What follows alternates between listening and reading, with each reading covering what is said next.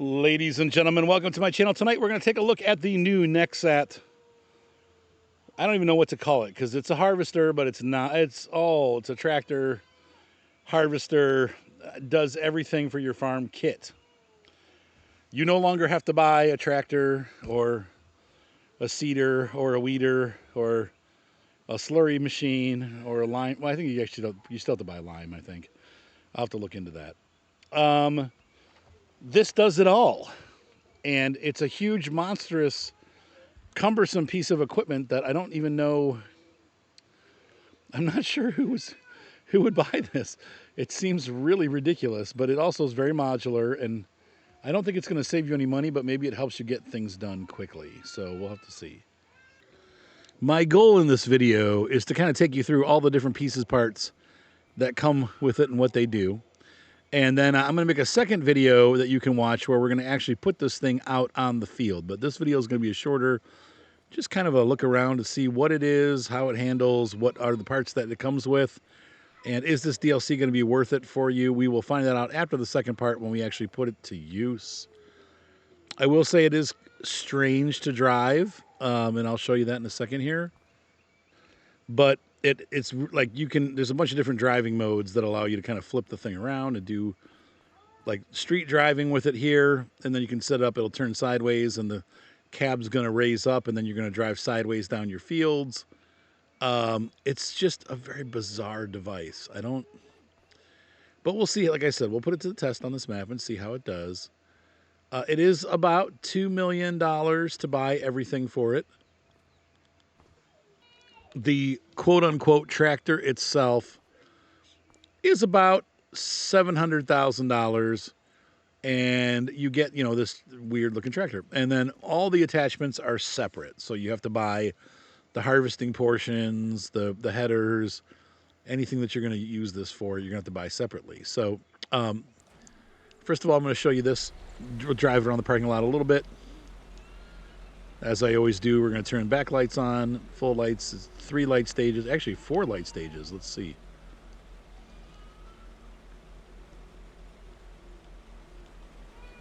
I'm not seeing what the 4 stage is. Maybe up front. Let's see. 1, 2, 3, 4. Doesn't seem like anything else is coming on. Huh. Don't know why there's 4 stages, but the 4th one doesn't seem to do anything. Once again, here's what I'm talking about. See, if you steer it, look at this. It kind of wiggle waggles as you steer.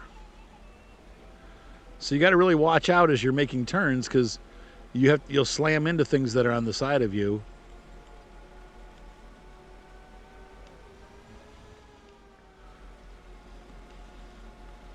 I would say you're probably going to need a pretty large yard to store this stuff in. But unfortunately, it doesn't seem that it's going to have to be moved by the Nexat itself. So it doesn't have wheels on it that a tractor can pull it around or move it in and out of a barn. So that's a little inconvenient. You're going to have to use the Nexat itself to move this stuff. And that, I don't, but I guess if we can, let's see, what changes driving mode here?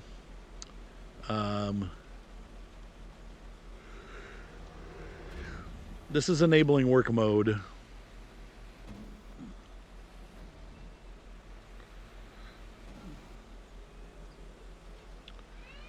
So if you had a big enough barn, you could just, drive this like straight in with the item underneath it and then set it down against the wall and bring the next item and put it next to it and use this almost as a gantry crane.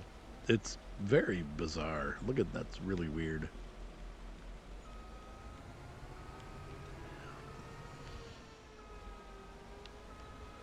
Oh, what?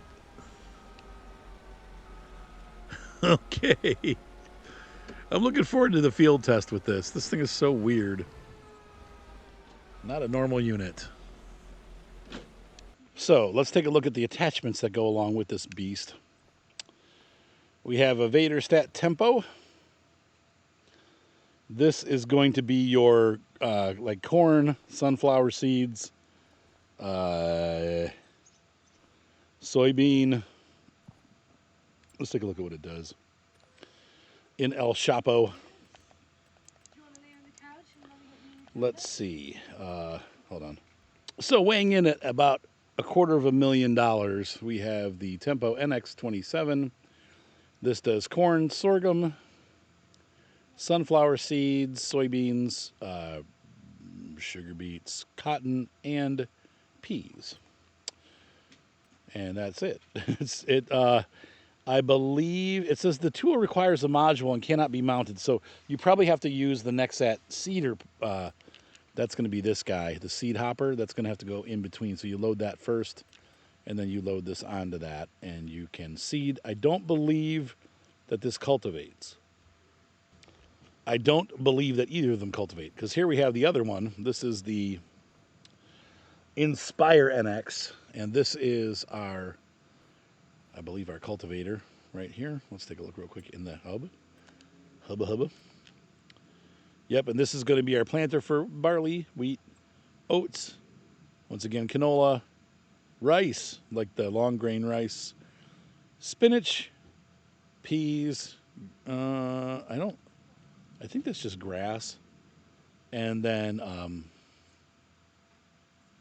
oilseed radish. So those are going to be the ones that this plants. So they're nice wide planters. I mean, they're about as wide as they get until you get into like the big like seed hawk type. So this is actually a very big system. And then here we have, I believe this is the cultivator, the Vaterstat carrier. I'm not sure if, and this is where I'm going to find out when we go to do the practical in the next video. So please make sure you see that, because you're going to see how these work. We'll figure out, once again, I haven't used these yet. So I believe this hooks on, this will come down.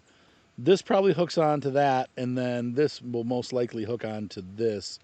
So you can do cultivation and seeding at the same time, though I'm not sure that will work with this guy.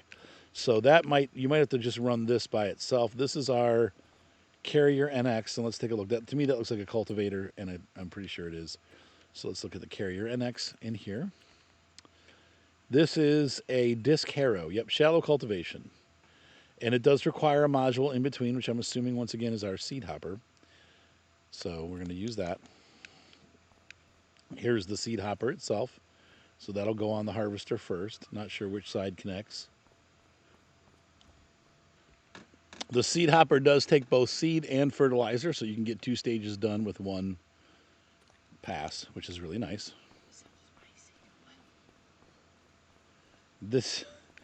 Here we have the slurry wagon. You're going to put slurry in here, and you can, I don't know if you can direct spread it, but I do know you can use this cultivator, which is the best way to do it, and this will spread the slurry while you cultivate. And so this is a nice setup here.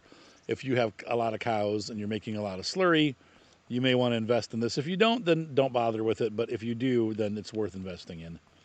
But they are expensive. Once again, the modules, over $250,000 for the slurry itself. Yeah, it says this requires an additional tool to work. So I'm going to assume that the slurry does not spread unless you have the toric.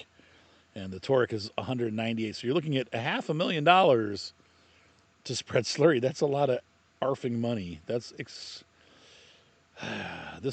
one of these DLCs that make me angry, because I probably will never use it on one of my farms. Never get big enough to use a piece of equipment like this.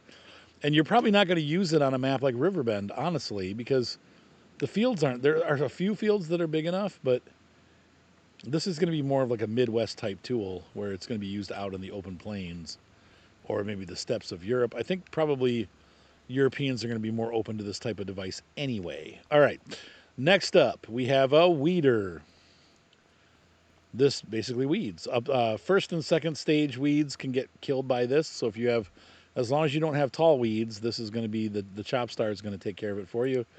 This unit is expensive also at $159,000. Compared to other weeders that size, that's real expensive. Once again, I don't know if that makes sense, but giant sprayer, that's pretty cool. I'm up for that. That's pretty neat. so we can use that. But the attachment itself, this is crazy.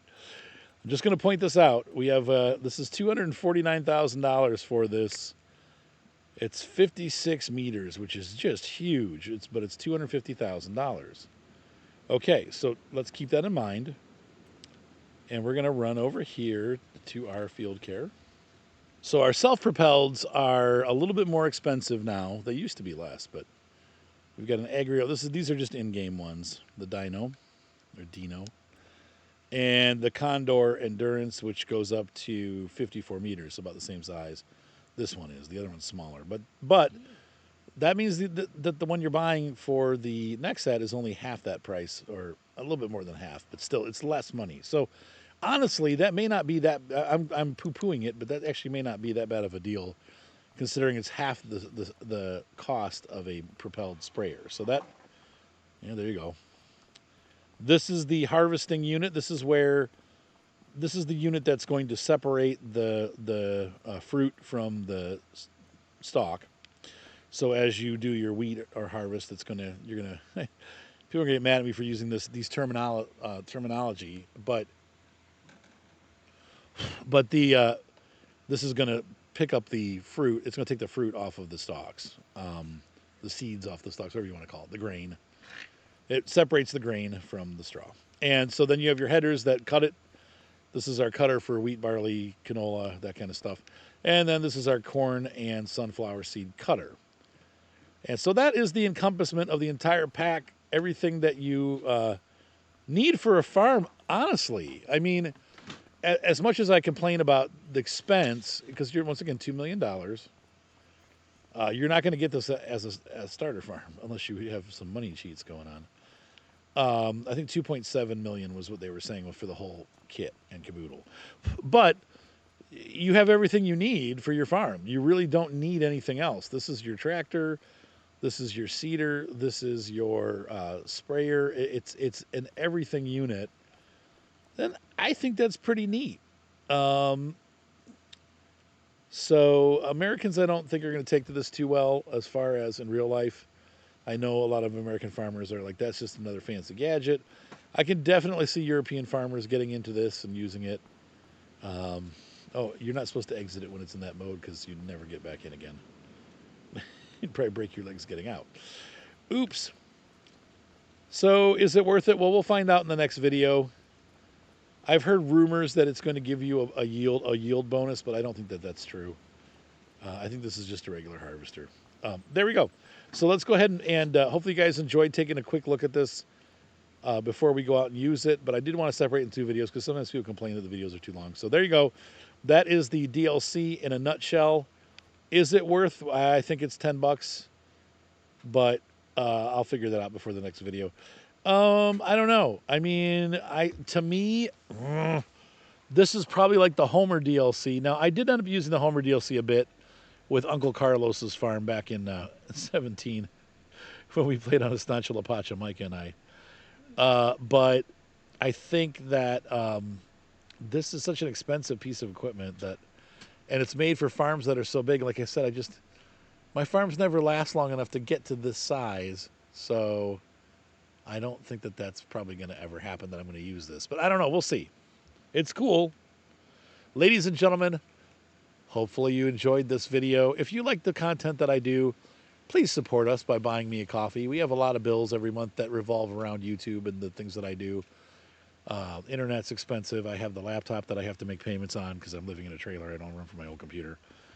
So I'm having to make payments on this laptop. And, just there's expenses that happen and time that goes into it.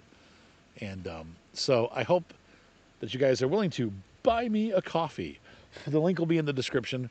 And I will see you guys in the next exciting video as we take this out to the field and test it out.